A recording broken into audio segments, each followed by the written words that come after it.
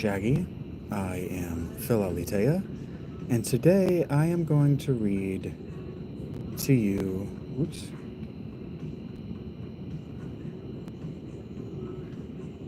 from my narrative work. It's titled, This Is Not Robert Longshore, The Memoirs of the Fulcrum of Fate. This is from Book 1, which I titled The Afterlife Journal of a God of History, Chapter 1, The White City. I'm not going to give you any other further, because this is enough, right here. Awake, asleep. It's always been the same for me, the relative experience. Nightmares I can't shake when I wake, half-had memories that linger like a thief in the night. Dreams of lives lived, loves lost, whole worlds and ways of being forgotten, like a mist on a moor no one visits anymore. And all in my head, or wherever I go when I'm not exactly dead. Poetic. I sneer at the voice between my ears. It's mine, but who it's talking to I don't know. It doesn't talk to me like that. At any rate, it hasn't in a long time. My name is not Robert Longshore. I'm standing on a white balcony, leaning over a waist-high banister, overlooking a city of white. Gleaming neoclassical buildings painstakingly plastered and painted, arranged around a lake and meticulous gardens. From where I stand, I cannot see the throngs of people eager to see the city of the future, the vendors plying their fairy wares. The replica ships in the lake are the replica cities all around, nor any of the other wonderful goings-on of the 1893 Chicago World's Fair. I am looking at a little manicured lawn in a forgotten corner of the lake. Ferris's wheel feels like it's visible from Topeka, Kansas in 1893. And I am in 1893. This is not where I meant to bring us. 1,000 years, I breathe, I sigh, is a lot longer than I thought. I thought this would be the easy part. It was not easy to find a secluded spot. I remember now why I wanted one during the moment of America's century. A woman's voice, husky with whiskey and cigarettes, distracted but curious behind me. What did you say? Her accent is Castellano, Spanish, and regal. She speaks slowly, luxuriating on the languor of the Great Lakes American accent. I ignore her. Not, maybe, the response of a normal man to a woman of her station. I am not a normal man, not by any stretch of the imagination.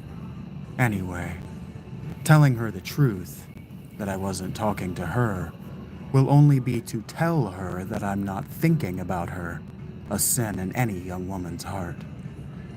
Sensing her approach, I do not react as she puts her hand on the small of my back, gliding her lithe but no longer youthful body between me and the banister like an experienced ballroom dancer.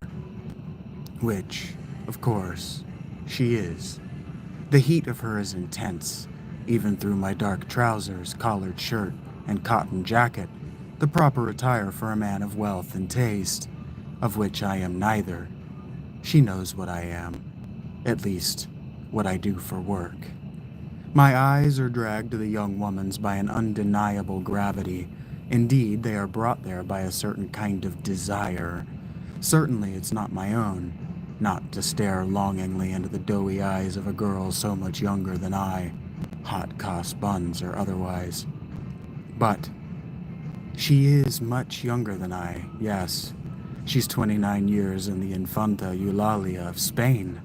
I laugh to myself, remembering suddenly where I am, what I'm doing, and who I've been doing it with. She goes rigid against me.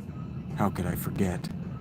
I am meant to be keeping the 29-year-old Infanta from getting herself in a tabloid. Why me?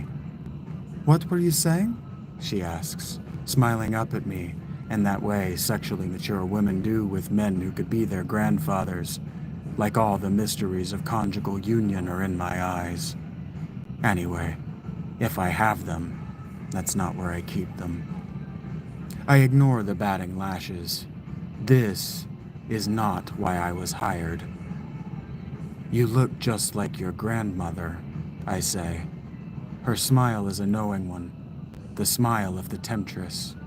Nothing is ever forbidden the noblesse. The tension between us dissipates. She can't know that I mean her grandmother, Isabella I of Castile, first queen of a unified Spain, died 1504, of 1492 fame. I'd done more than kiss her. Spanish women are one of my many weaknesses. I'm not lying to La Infanta. She does resemble Isabella, the same nose and eyes. The inbreeding over the last 400 years has not been kind to her mouth, chin, and jaw, but she's no Charles II. She makes it work. And my heart, though. Pretty young women with dark curls always make me wish for her. That isn't what you said, she insists. She's being playful, but in the way that princesses are playful. So not really. It's not, I agree. Her eyes sparkle. They are a pale blue as uncanny as her alabaster skin. Her lips are full and cherry red. Her hair is done up beneath a beat-up Miller-style bowler hat, and her brows are dark and full. She wears the clothing of a common working man, and she's about 1.5 feet shorter than I am. Her face is expressive, and right now she's looking up at me with open bemusement. Is it happening again? Or am I just boring her? I blink. I'm looking, I realize, at La Infanta, but I'm seeing Isabella, her red hair cascading down the princess's long swan neck, the imperious fire in her eyes when you had disappointed her, or otherwise met with her disapproval. I'm not all the way here and losing myself. This isn't where I meant to be. I'm staring into blue eyes, willing them to be emerald, willing them to be hers. It's nothing, I say, forgetting myself the moment and this young woman's dignity. The one and truest cardinal sin when one is meant to be entertaining a body of the blood. I was thinking of someone I used to know. My grandmother, the woman asks. Her lip protrudes and her whole face becomes a mask of girlish disappointment. Isabella never pouted. Infanta Eulalia's has little effect on me. A Spanish princess she may be, and one of infamous repute and temper, but she's also long accustomed to getting her own way. And I never much made it a habit to give people like that much of anything. Anyway, I've lived in America too long. I have lived too long to care anymore. Is that why they hired me? You said 1,000 years, La Infanta says, looking through her long lashes up into my eyes. I know you did. Who were you talking to? Her? Myself, I mutter. I want to retreat from her, but there's nowhere to go. I was hired to entertain her, was I? I know that, she laughs, slapping my chest hard enough to hurt. Why won't you tell me? I have never been a father, never raised a child of my own. It was a cruelty, no matter what folly Rousseau reaped. Knowing I would watch them grow old, or sick, and die, knowing that I would be forced, if either of us were to live anything like a natural life, to abandon the child to the mercy of another, or to deceive the mother. No, unthinkable, unconscionable. These were cruelties which I could not knowingly commit against the world. Not once I was aware of just what it is I am. I wasn't always, though. There is always a before. And what is can have not been. No, I have and I will leave no progeny. But I have bounced many a mother's laughing child on my knee. I know that if any girl child loves anything, it is a mystery. or the appearance of one. What was 1,000 years ago? La Infanta presses me, balling her hands into impotent fists against my chest. You said it twice. I heard you. I hear the awe and wonder in her voice, even for all the smoking and drinking, and I smile. My eyes drift away toward Ferris's wheel. This one is not the symbol of lovers braving death that Ferris wheels will become. I will not live to see that day. But for just a moment I glimpse it right there on that balcony, secluded from the rest of the hubbub and goings-on. It was a long time ago, I say, watching the wheel turn. Not really 1,000 years, but a long time. A man never really forgets his first love, not when their spirits have been dancing before time began to turn. I no longer know what I'm looking at. I'm lost in 1,000 years, 5,000 years, an eternity of memories of her. I hear my voice trying to give it words. I think it's all the buildings, Greece, all the faux marble, the columns. They make me think of her. Greece will always make me think of her. Was she Greek? La Infanta asks in my arms. I make a noise kind of like a laugh in my throat. Not exactly. Sort of. It's hard to explain. I'm not supposed to talk about it. La Infanta is making her wonder known in little dove coos. I look down at her. Have you read Doyle's A Scandal in Bohemia? She gasps. To Sherlock Holmes, she intones, dreadful serious in a lisping London accent. She is always the woman. I have seldom heard it mention her under any other name. In his eyes, she eclipses the predominates the whole of her sex. Indeed, I roll my eyes. I said she predominates and eclipses. Ass. Hack. La Infanta seizes me by the lapels, jerking my attention back to her. Is it about the woman? She asks. Is it my grandmother? Now her eyes are moons. No longer bread to be baked and savored, but great, big, silvery blue discs. My laugh is genuine. Stop that. Be silent of guesses, and I will tell you the story. And before you trip on that lower lip, young lady, just a moment now. She says, putting a finger in my face, how old are you that I am young? You can't be 40. Old enough, I say with a wink, that I once kissed Isabella of Castile on the wrist when she was just a babe, and I will still have 500 trips around the sun yet to account for. You cannot mean, La Infanta says, dropping her hands to her sides and creating space between us to glare at me from, for me to believe that you are 1,000 years old. I did not mean to, no, I say in perhaps too professional, too professorial a tone. As of 1893, I am 1,018 years old. In this body. If you are asking me how old my soul is, but it would be better for us both if you did not believe me. So, no, I am not meaning for you to believe, but listen to me here. I am giving you good advice. If you have a story you want credit for, don't tell it to a writer. Damn Doyle. Damn him. He doesn't even like Holmes, and I didn't like cocaine that much. Damn Doyle. Why didn't I tell Twain? I guess I still could. A Connecticut Yankee in Berengar's court. I never worked for Berengar. I worked for his hated rival, Adalbert the Rich of Tuscany, for a couple years, though. In my 20s. That was a disaster. Robert? La Infanta says, interrupting me. And I realize that I've said all of this out loud. She's close to me again. Her body is warm. Yes? I ask, meeting the sky of her eyes.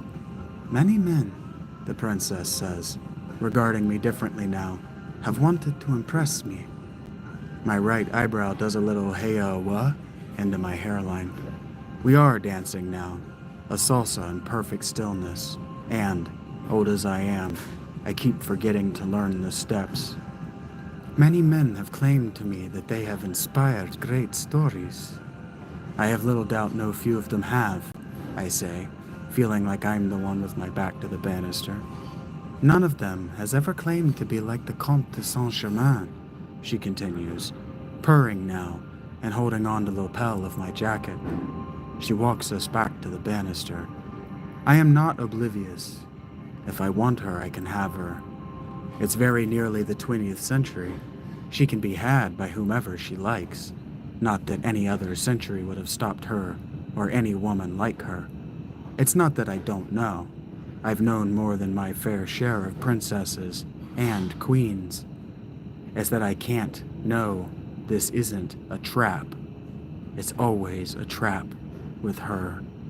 I appreciate, I say, peeling her off my jacket and brushing it back into position, that you know of so many of my aliases, but I claimed no such thing. I am not like the Comte de Saint-Germain.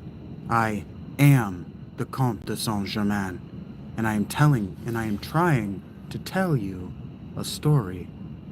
Arrogance, thy name is not Robert Longshore. Suddenly, La Infanta is standing on her tiptoes and has pulled my mouth very near her own. The smells of Kentucky whiskey and Virginia tobacco are on her breath. No man has ever asked me to his bed by bragging to be a god.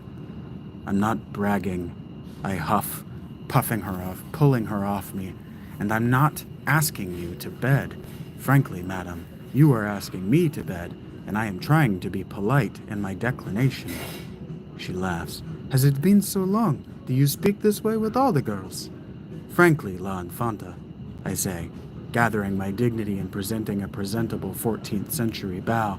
It has not. Everything works just fine, thank you very much. Why don't you prove it? She asks, quirking her eyebrows on the corner of her mouth. This is not the first time I have refused a Spanish woman, to my chagrin. Though, as I look at that smirk, I wonder if it won't be the last. What is really happening up here? What have I stepped in this time? Why don't I not, and you can tell your friends I did. How about that? I ask. She doesn't react, except to cross her arms over her chest. Then it is not true love that you are looking for, she says. I cannot tell what she is feeling. I cannot know what she is thinking, and I do not want to know what she is planning. What do you know of what I'm looking for? My old defiance rears its ugly head. I spit. She's gone. There is no looking for her. Besides, I know where to find her if I want to look. And then I realize I've said too much. I can't go back. Not now. The trap is sprung. I know everything there is to know about you, Robert the Longshore. The voice which says this from La Infanta's body is not Eulalio's. The lisp is prolonged, more than a th, and the timbre is lower, more guttural. The hair on the back of my neck is suddenly so stiff it almost hurts. La Infanta and I are not alone. Have we been watched this whole time? Did La Infanta bring her to me? Or did she just hitch a ride? Who was she? La Infanta's voice is her own. Her eyes are clear and bright, like she doesn't know what she just said, like a girl who just wants to hear a romance. Low, but I wish they didn't always end the same. It's all too tragic, I say, trying to turn away from her, to end this spell, this game, once and for all. Don't make me tell. Now you have to. I am Infanta. Tell me, I command you. She laughs, but she isn't joking. She is an Infanta. Her name was Peto, I say, bowing my shoulders and dropping my eyes to my feet and the plaster of Paris imitation marble. She lights up at this, but turns, all but in my arms, puts her back to me. I put my hands and rest my weight on the railing. She leans her shoulders against me, like Aphrodite's handmaiden, the goddess of persuasion and temptation. I nod into the man's hat, the very one. We look out on the white city. That's all I say. It's all she wanted to hear. Would you do it over again? The princess asks some time later. Her voice, I don't know her well enough to say how, but it's different now. If you could go back, would you change anything? If I could go back, would I go back? I say as though musing the question. What I am in fact pondering is how honest I can be. I decide how honest I will be. I can. You can't change anything. But if you could. No. Oh, but that's no fun. There's a hint of girlish mischief in the princess's voice, one which I wouldn't mistake for all the riches in all the world, and which I wouldn't give up hearing again for all of them twice. I am suddenly as erect in this young woman's embrace as I have ever been. The body knows. Perhaps not. I can see it around the lump in my throat, but I have tried. She cranes her neck to look back up at me. The effect on her is uncannily serpentine, the glint of her self-luminous emerald eyes, unforgettable. Have you? She asks me, with the princess's body. How hard? What she does with a pair of supple bubbles of flesh atop each of the princess's thighs, to my engorged and painfully throbbing member, is unmentionable in polite company. It really is you in there. I struggle to say when she has stopped and gone back to looking out over the city of the future, like she hadn't just been doing that. For now, is all she says. It's been a long time and the change is subtle, but that is something like her voice. This young woman could be fooling me. There are plenty capable of it. Wise women have been doing it since before written history, but why? How could she know I would be her entertainment? And moreover, why? My voice is more incredulous than I meant when it ejaculates from my mouth, the word sharper. She doesn't turn to me. Her body is suddenly rigid. You never liked that word. Never have liked that word, I admit, relaxing and hoping she will as a result. You shot me over it once. I thought you'd killed me, and all because I asked why. I haven't forgotten, she whispers. Not anything. She turns, sharply, like she's going to fight me, but only at the waist. She's smiling, but those glowing green eyes are as fierce as they ever were. That's not what you wrote about that day in your diary. She gives me that all-knowing snake's smile, the one that pulls the corners of her mouth back from ear to ear and her lips flat in a straight line, the one she used to give me when she was supremely pleased with herself. And then she turns back around. I can hear her little hums of self-approval. My heart aches to be with her again, to hold her in a meaningful way, to sleep with her pressed against me and never wake up. Why did I ever let you go? It's my turn to say nothing. Let this moment last forever, then let it all be over. Forever. 1,000 years is too long. It's cruel. I wanted to see you again, she says, before I forgot to tell you goodbye. Goodbye? My voice belies my panic. Why goodbye? Are you planning to ascend? Would you really leave and not tell me? Robin. The princess's body turns. Her hands reach up to caress my face like she did so long ago. The fingers are different. The touch is not the same. But the eyes, the way I feel, that's her in there. I know it. That's my Peto. My hand takes hers. If I'd move to kiss it, it's gone before I can think. It's not what you think, she says. Is there a tangle in the weave? I'm desperate to understand, but I don't want to know. She stiffens. Then why didn't you come see me yourself? I ask. Why seize this girl? You aren't meant to do this. I almost can't help but say something critical, can I? Do not tell me what I am meant to do. Peto hisses with this young woman's body. You are not my husband. You have refused me for almost 1,000 years. I throw myself away from La Infanta's body, well out of reach of her and the daemon possessing her. You really have become just like your mother. Or perhaps my mother has become so like me, you can't tell the difference, she suggests without turning from the railing. What do you really want, Peto? I ask. What have you seen? You can't tell me, and I won't intervene. Not this time. Not anymore. They make their own beds now. They refuse to hear me anyway. They call me a lunatic and a madman. They summon me to entertain spoiled European noble brats, and just don't tell me you see death and destruction, all right? I'm done. I don't want to see it anymore. I can't, Peto. I can't take it anymore. My mother did. I chew my lip. She did. And she was right about that. What do you see? Peto asks. When you look out at this city they have built for you.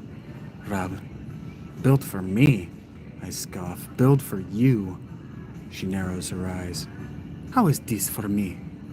I'm sorry. How is this for me, I demand. Always looking back to the wrong time. It's predictable.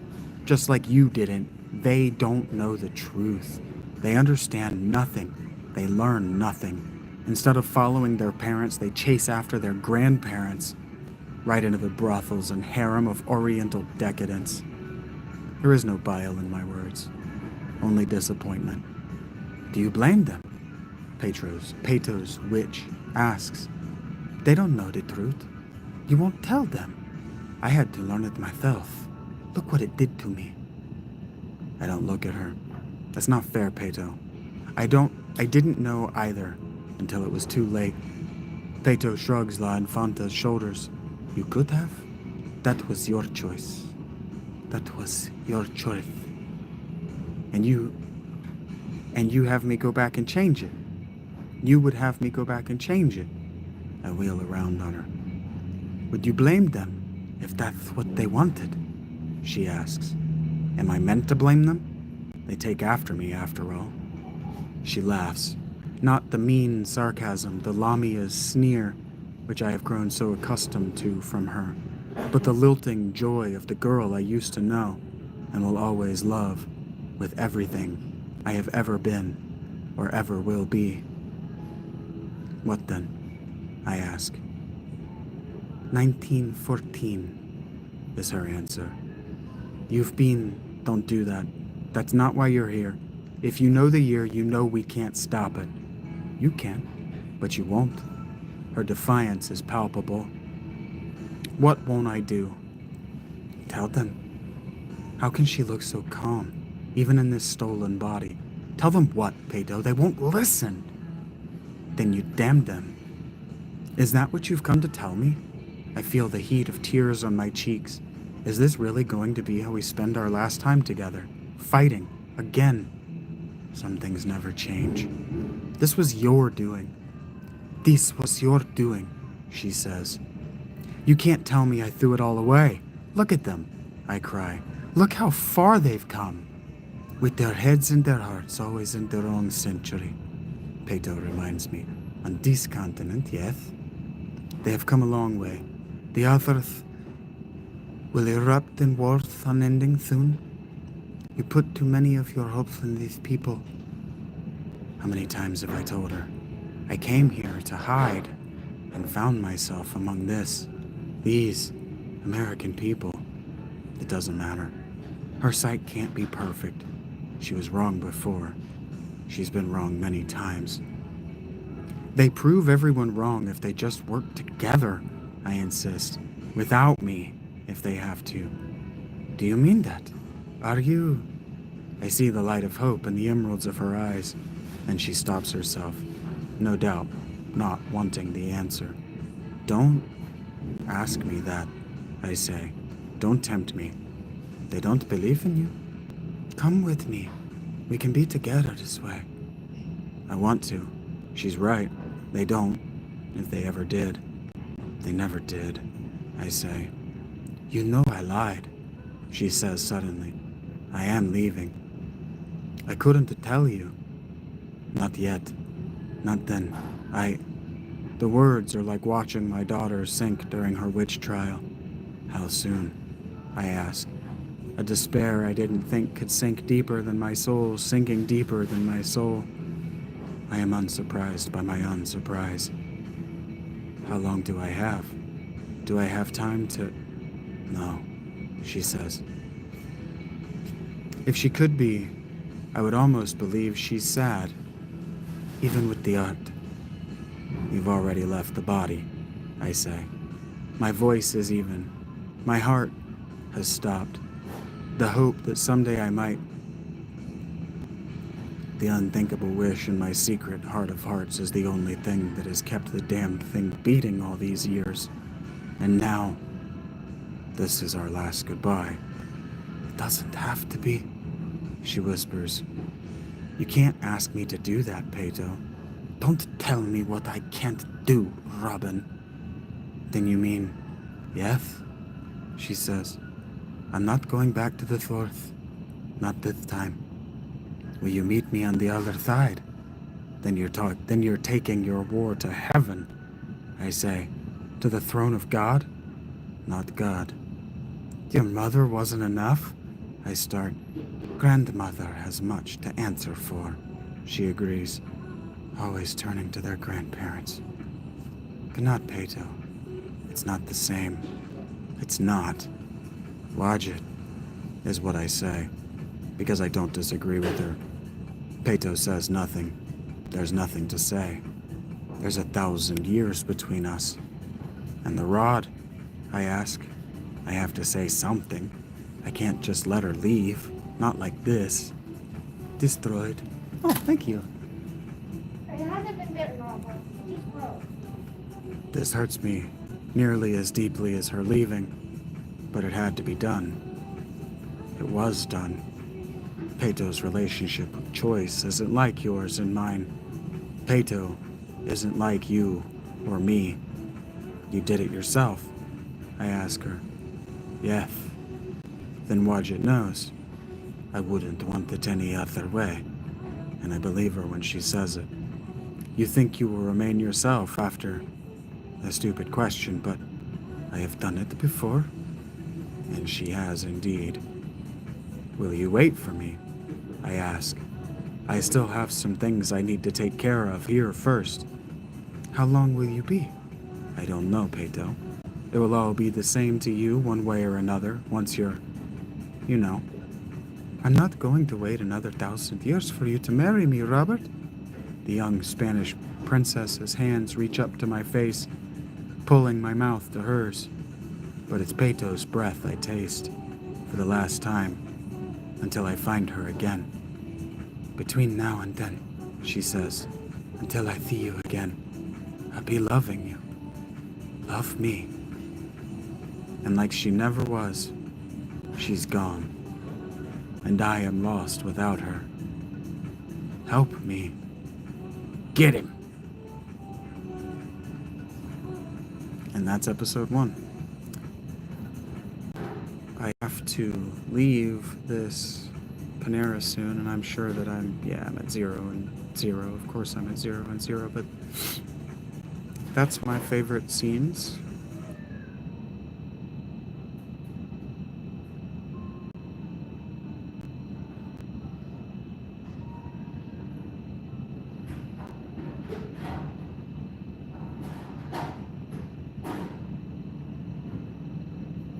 I also called this book 1 because in this draft I hadn't moved into the past to do the excursion through his backstory that we're going to go on after chapter 1 of that draft. So this is actually book 2. Book 2 is titled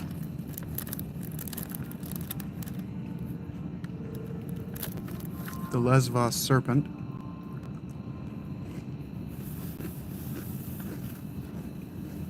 And this is from part 2. So something like episode 10, episode 12 of that edition.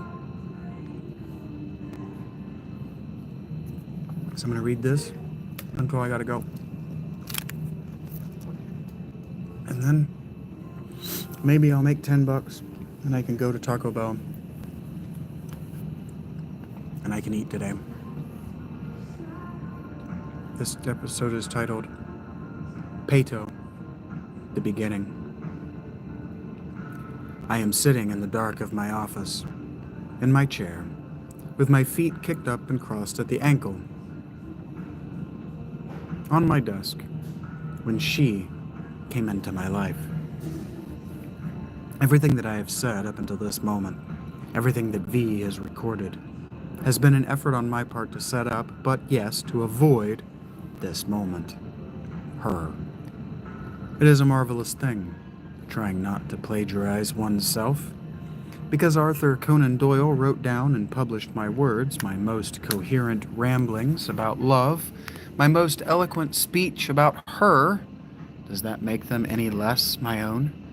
You may say yes, that possession is 9/10 of the law, that intellectual property has some kind of cogence, to which I tell you, friend, listener, never entrust a story for which you wish to someday get credit to a writer, to anyone clever or cunning enough to claim it for their own. If my life has taught me anything at all, and there are arguments to be made on either side of that particular scale, it is to never entrust anything at all to anyone, least of all your heart to a woman. Nothing good can come of it. Oh, but great and terrible, wonderful things will. But I fly too far ahead of myself. The heat of an early summer afternoon breeze signaled her arrival into my life, and my name, barely heard, on it. Mr. Longshore? Longshore? It sounds like a song, like a memory of a dream, and nothing more. Mr. Robert Longshore? I hear it again and smile. That voice could sing my name to the angels, except that's not my name. And I don't know the voice, and why, if she's calling me, can I not see her? Please, mister, I've come a very long way to find a Mr. Robert Longshore, detector of secrets, Philalitheia, hope for the hopeless. All at once, as I am hearing this list of titles, which certainly went on, but which I will not repeat in my own attempt at humility, by which I have in no way ever gone, I realize I must have drifted off to sleep. I shoot upright in my chair, very nearly destroying my hamstrings as I realize too late that my legs are suspended above the ground. I drop them to the floor as the voice, apparently belonging to a young woman, high-pitched and dancing among the syllables of the Venetian dialect with the grace of a gifted singer, but filled with a tremble of some great fear or worry, continues. I was told that I would find him here, that I could not miss him. Please, if you are not him, will you please tell me where I can find him? I'm looking around left and right. I hear her. I feel the sun and the breeze of my open door. But why do I not see her? The answer occurs to me as suddenly as my return to consciousness from the precipice of sleep, and it is surely that on which I can blame my slowness to remember. It was certainly not opium, as I have still had none. And it most definitely cannot be that I am a fool and an idiot for a beautiful woman, as I have not yet seen her. I snatch the hat from my head and am immediately dazzled by the light which pours into my eyes. I cry out, shielding my face. Then, after a second of wincing, I say, Yes, yes, m'lady, if Robert Longshore you seek, Robert Longshore you have found. My visitor says nothing as I allow my eyes to adjust as I attempt to make out her figure. And what a remarkable figure she has. Her silhouette is all that I can see, but it steals my breath and fills my throat with a lump the size of a fist. The woman who has come to my door is a rare one indeed. She is a black hole cut into the corridor of light. For a moment, I am not sure that I am not still dreaming. For a moment, and a moment only, I wonder whether I am not looking into a tunnel to another world. That the light shining before me is not the light of the one, that I am not literally in Plato's cave, and the being before me is not a shadow cast by an ineffable ideal, that I am not, in fact, looking upon the very spirit which called herself Lamia, come to take her claim. Her silhouette is that of an enormous cobra, hood flared, body winding its way down the corridor to disappear out of sight beneath my desk. I blink, shaking my head and see, only somewhat more clearly, what it is in my doorway. A human woman. She is a human woman. Nothing more, I convince myself. Her hood is instead a great cowl of hair concealing her shoulders.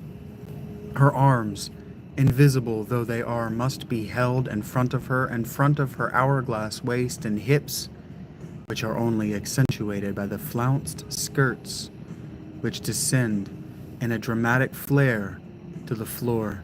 There is no tail, only her shadow, creeping across my office in an illusion not unlike that which is made to represent Kukulkan at Chichen Itza. Not, I must insist, that I knew what that was. The image is for your benefit alone. When she speaks again, I cannot help but detect the impatience I had been too preoccupied to notice in her earlier speech, like she had been calling my name for many long minutes before my return to consciousness. Mr. Longshore, are you not going to invite me in? Invite her in? What is she, some kind of vampire? Where did she learn about threshold magic? And what could she possibly need with me? These questions make me immediately uneasy, but I remind myself I can hear her accented Venetian, not Genovese, and I don't know every custom in the world, as much as I would have liked to tell anyone, or as much as I would have liked to tell myself. Otherwise, maybe she's trying to be polite. Yes, apologies. Where are my manners? Please, come in. Make yourself comfortable. As she begins to do as I have indicated, I enjoy myself by watching the subtle wiggle of her body as she walks, the feminine, almost feline grace of her stride, avoiding in my mind, perhaps deliberately, likening her to a serpent. I had had enough of thoughts of serpents for a lifetime, or so I thought. The proud way, like a dancer or a fighter, she holds her head and shoulders high. And then, as she crosses halfway to my desk some 6 paces, I realize she's left the door open. Not at all with the intention of seeing her walk back, though the thought passes through my mind. I ask her to please close the door. But, she begins in protest, you do not have windows in here. It will be dark. An instant later, before I can even begin to consider reaching for the drag to light a candle, the door swings shut with a dull slam, apparently of its own volition, swallowing me in dark, alone, with a woman I do not know. Fear wells up within me. My skin tingles with anticipation. My eyes go wide, to no avail. They say that when you lose one sensory perception, your others pick up the slack. I can't say whether or not this is the case. What I can say is that, very faintly, I can hear, not the woman's footsteps, but the swish, swish of her skirts as she approaches my desk. If it sounded to me like the undulation of a snake's belly as it slithered across the floor, it must have been my imagination. What are you doing? My instincts do not scream, but they are alarmed. This is the woman who killed Francis. She has come to kill you. Reason is conspicuously silent, and I am strangely calm. I do not know whether I believe instinct. Instinct is supposed to sound like this. What are you doing? This is the woman who killed Francis. She has come to kill you. I do not know whether I believe instinct. In fact, I remember deciding that there was no point in deciding whether I believed the thug leader about his story right before nodding off to sleep. Adrenaline is a hell of a drug. The crash is real. She is an agent of the Scoleo assassin. Was it all Shamshir who told me that a man's end comes when it comes? Sounds like something he'd say. It was Socrates who said that philosophy is a kind of training for dying. Did I feel the need to stay sober so I could face my death with clear eyes and mind? That's the kind of thing that only happens in the stories. Heroes going boldly to the end. I know, even then, that this is not strictly true. I realize then that my attention has wandered. I no longer hear the woman, and I have to be imagining the faintly glowing red dots before me, just behind where the guest chair waits. There's not enough light to reflect in eyes. There is no light, and no human eyes glow in the dark.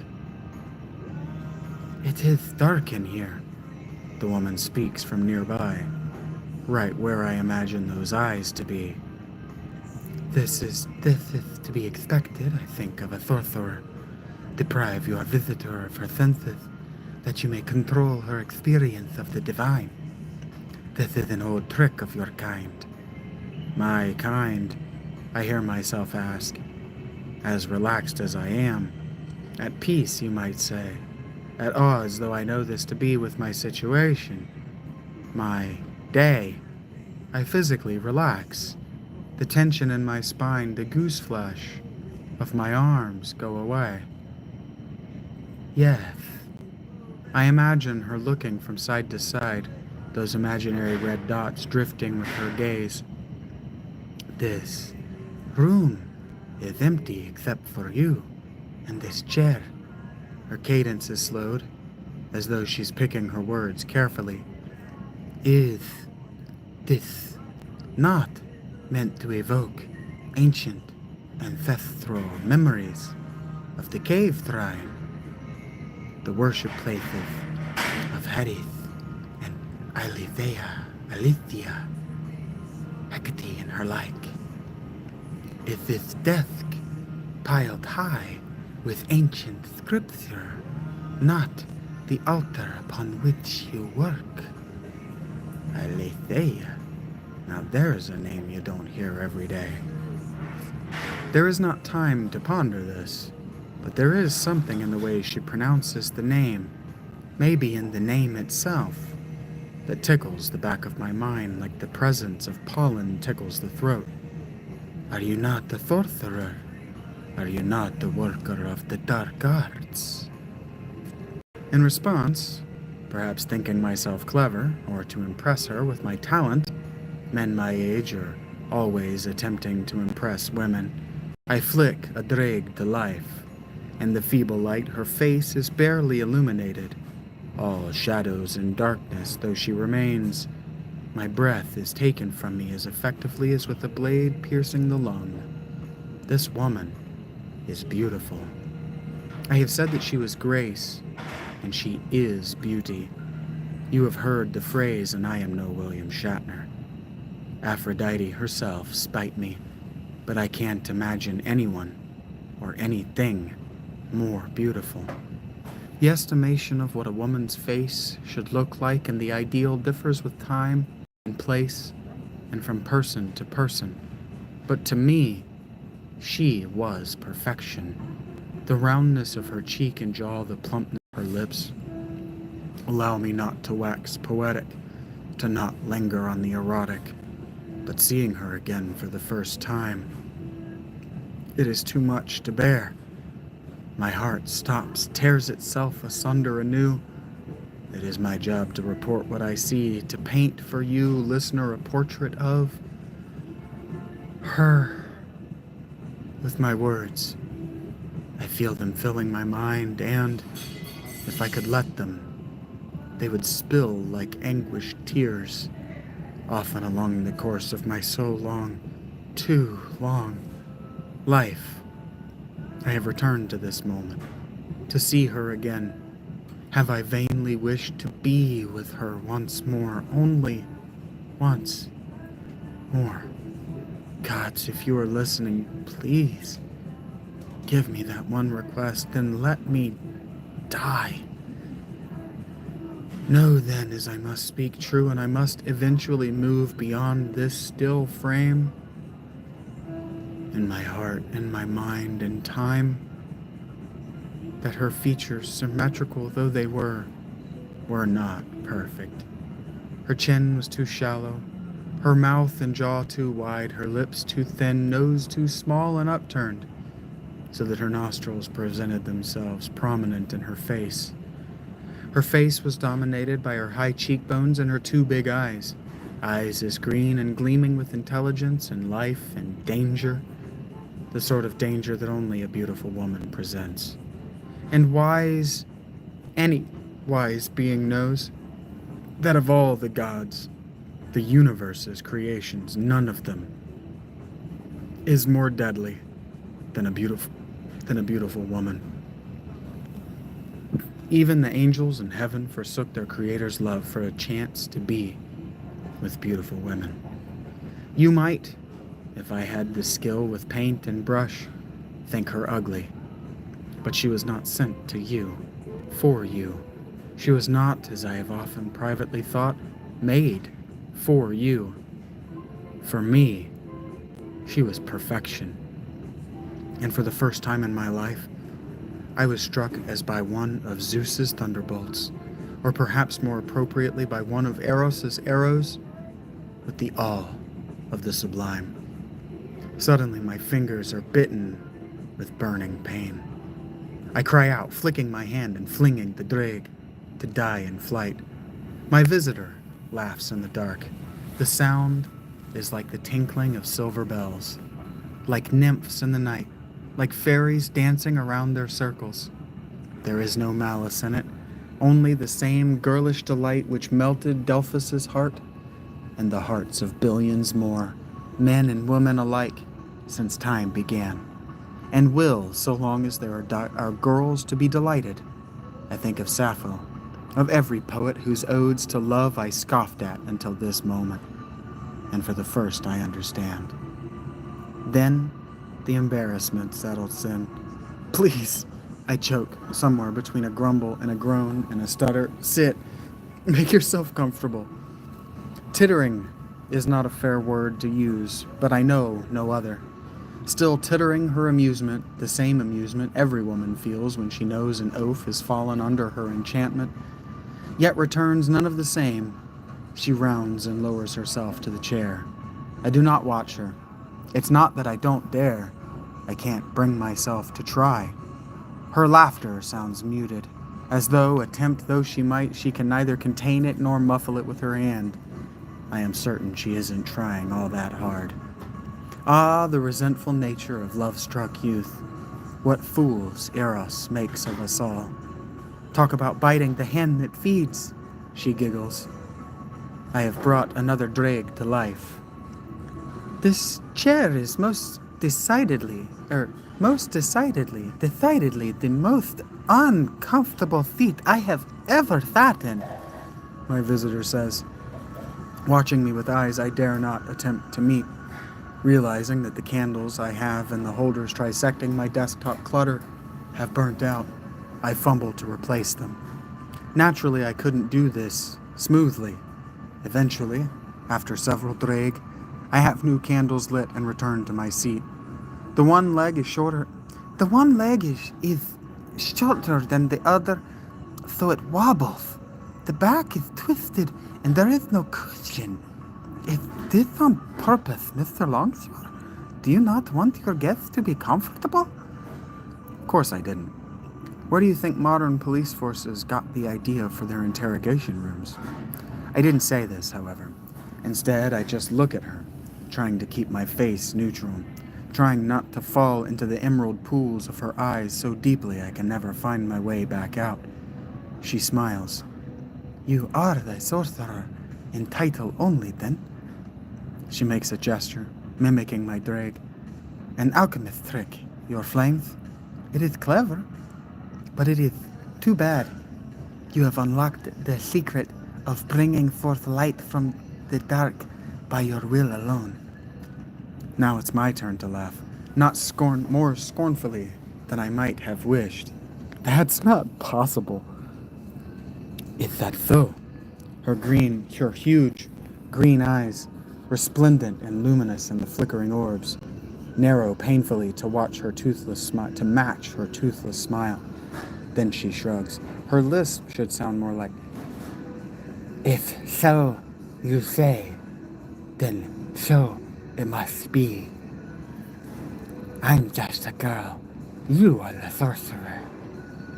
With a wink, her eyes turn to my clutter. Her face settles serious. I almost expect her to say something about the mess, for her features to show some criticism. I almost feel the panicked rush that this mess says something about me, of which she will not approve. Almost. She does not, in fact, as her gaze drifts lazily among the piles. She says nothing. Her eyes give no clue as to her thoughts. My hand drifts to my face, rubbing the days-old beard on my cheeks. I find myself wondering whether she likes a man with a beard. Well, I did tell her to make herself comfortable. So I do that thing which makes all women comfortable in the company of a strange man. Makes all women comfortable in the company of strange men. I let my gaze wander over her. Her hair, as I first noted, is a hood of black curls, as marvelous in itself as the swirls of a Japanese ink painting. Pushed back from her face and unbound, it descends over her shoulders to her breasts and down her back. It is her clothing, however, not her figure, worthy though it is, over which my gaze lingers. She is dressed unlike anyone I have ever seen, but not unlike anything. A sudden memory fills my vision. The master and me, sitting in a covered wagon. Apparently, from his plain gray robes, the pockets of which endless produce artifacts. The pockets of which endless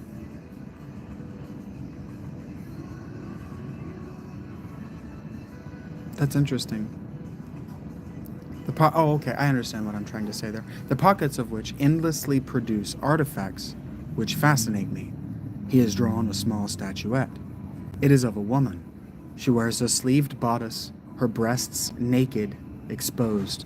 From her waist hangs a decorated apron and, beneath, flounced, tiered skirts. In each of her upraised hands, she holds serpents. "These women are gone today," the master says, smiling from his voluminous white beard. "But at one time they were among the wisest people produced by one of the world's most powerful civilizations. Their name is forgotten, but perhaps, if you're good and take to your studies, you will meet their descendants. Not all that is gone is lost. Some things are merely in hiding." He winks his soft, almost gray-blue eyes at me, beneath his voluminous, white eyebrows. My mouth twists as the memory fades.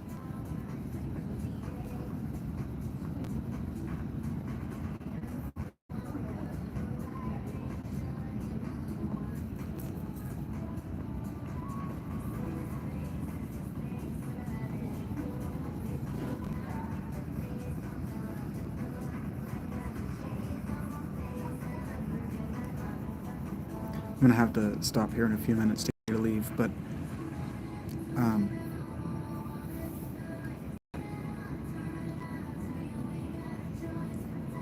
I'll just start the paragraph over. "This woman, I realize, is dressed like that statuette.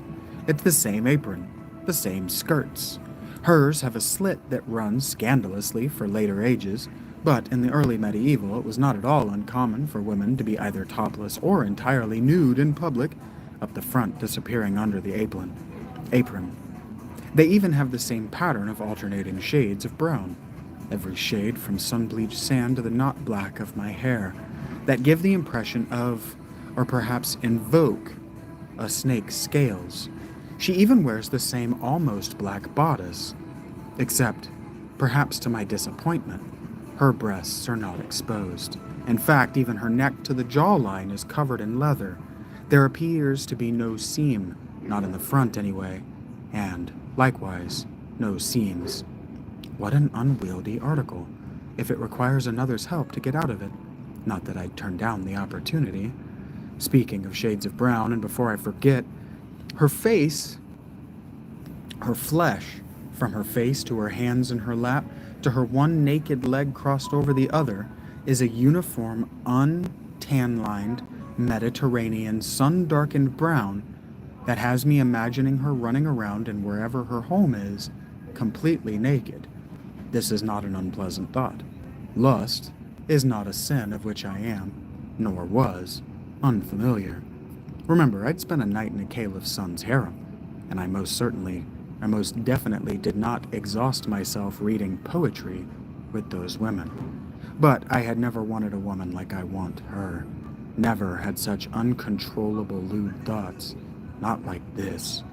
Much of the spiritual philosophical education I had received was in learning to ignore the impulses of the body, most especially of desire.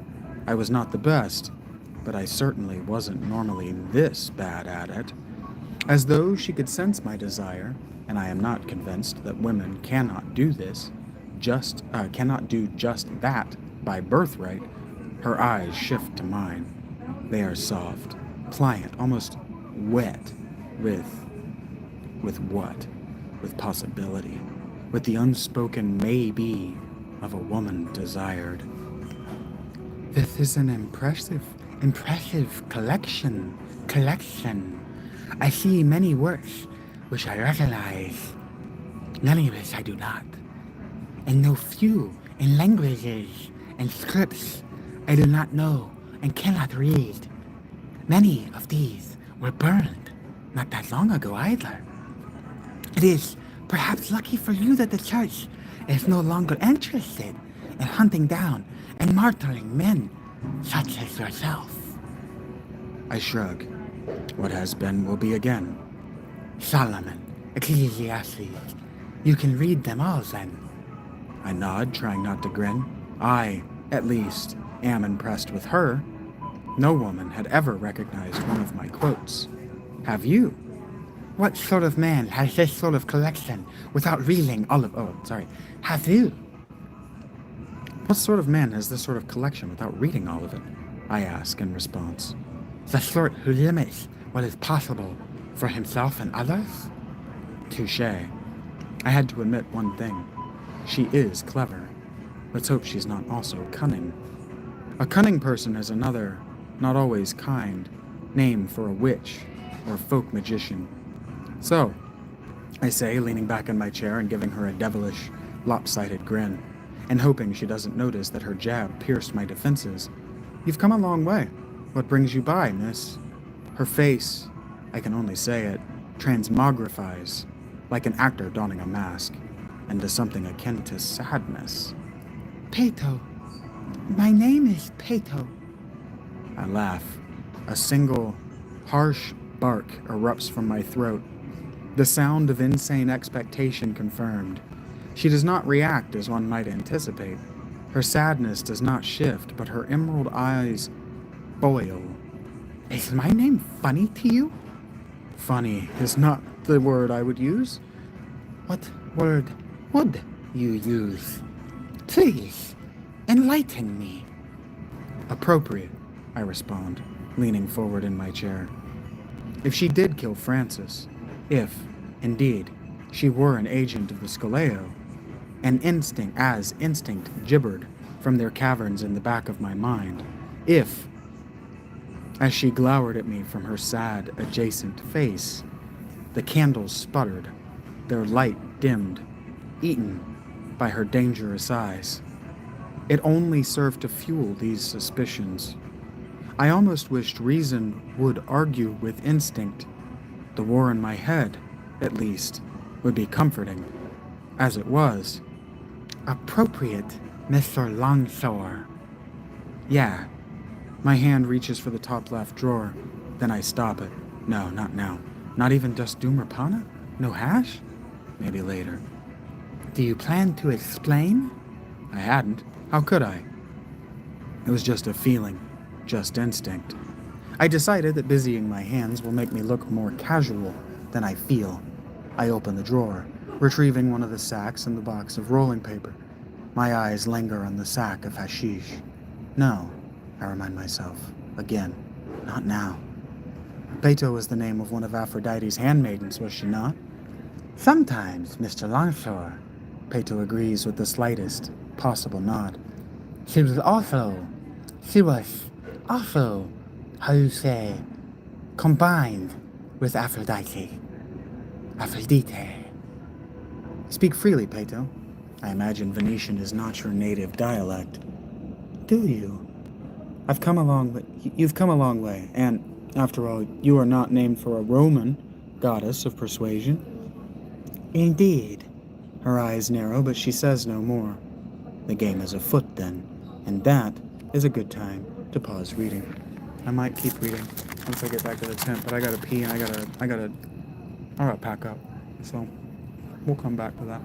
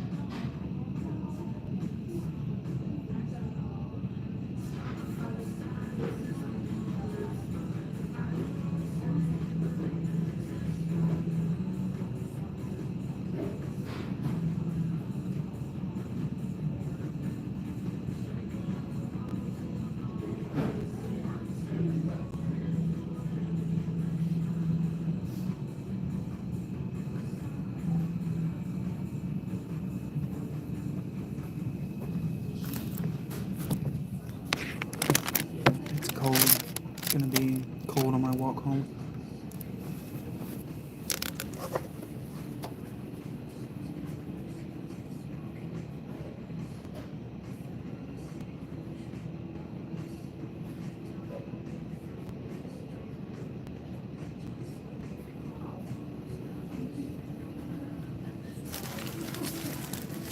But I had a premonition as I was leaving my tent this morning that it was going to be cold today. And I brought all my cold weather gear except for my muffler, neck sleeve thing that I've been wearing.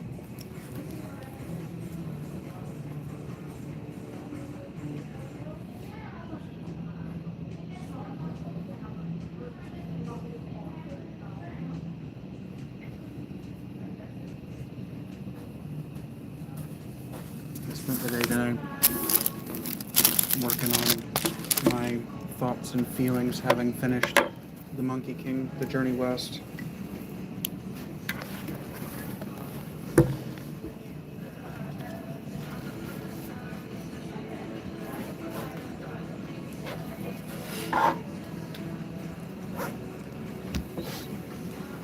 I spent my time reading that, really listening to it, but I spent my time reading that thinking it was written in 600 AD.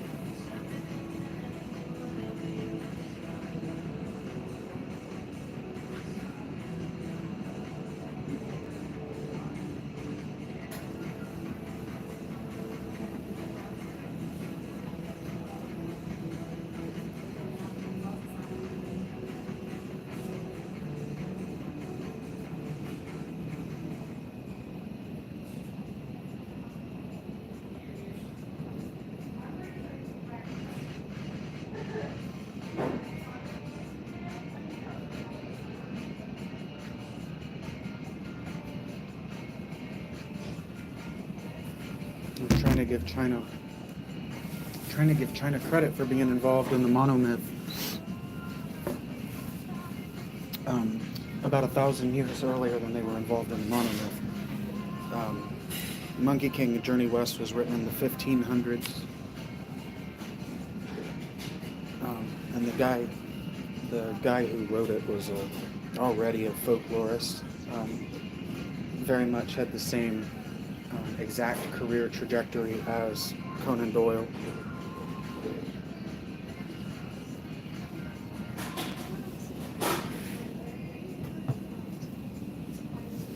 So if I've got my time scales correct, the 1500s would mean that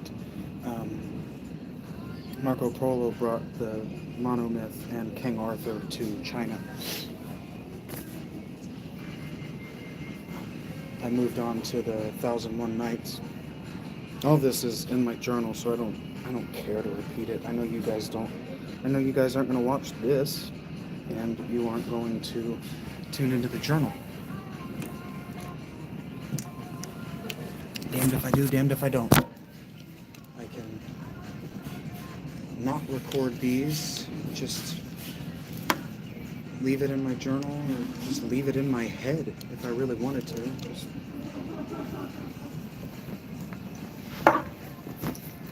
leave it unsaid, unpublished, unprinted, unpresented to an audience,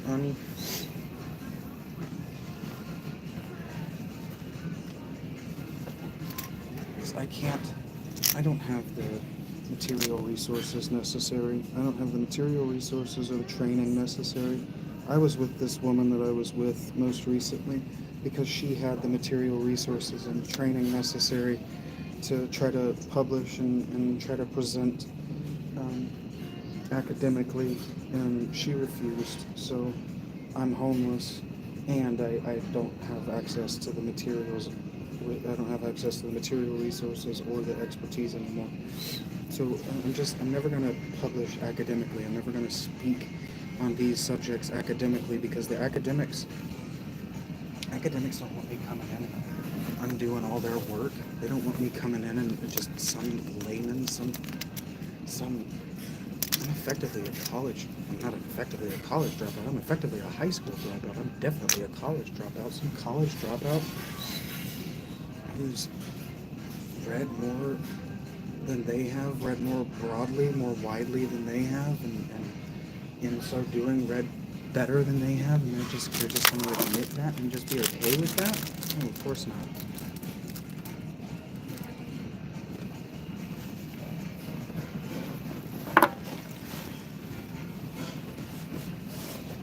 Even if I'm right, they'll try to give the credit to somebody else.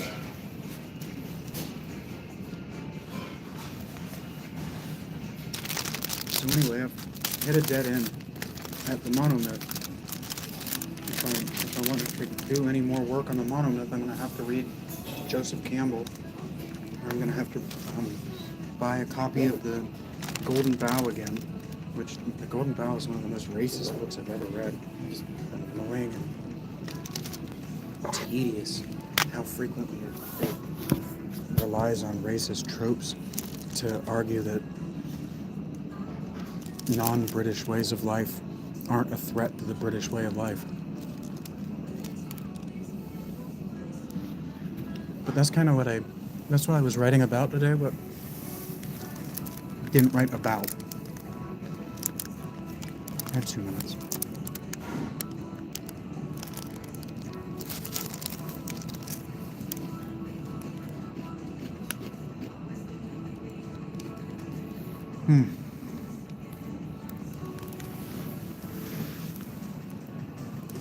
It says down here on the back of this packaging that Panera donates their unsold baked goods. And I was like, man, I wish they would donate some to me.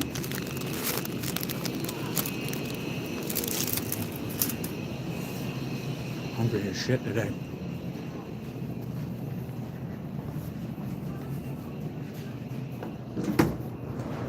Oh my god. Yep, that's gold.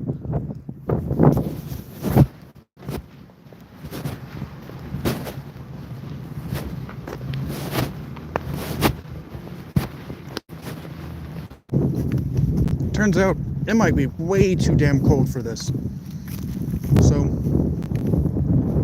yeah, I'm not talking to you on this walk over there.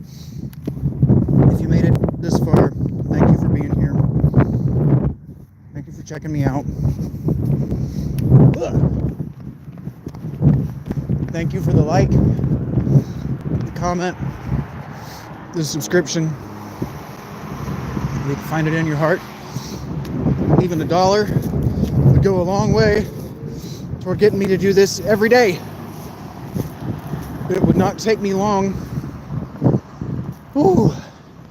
working at this every day, to get ramped up into a real production schedule.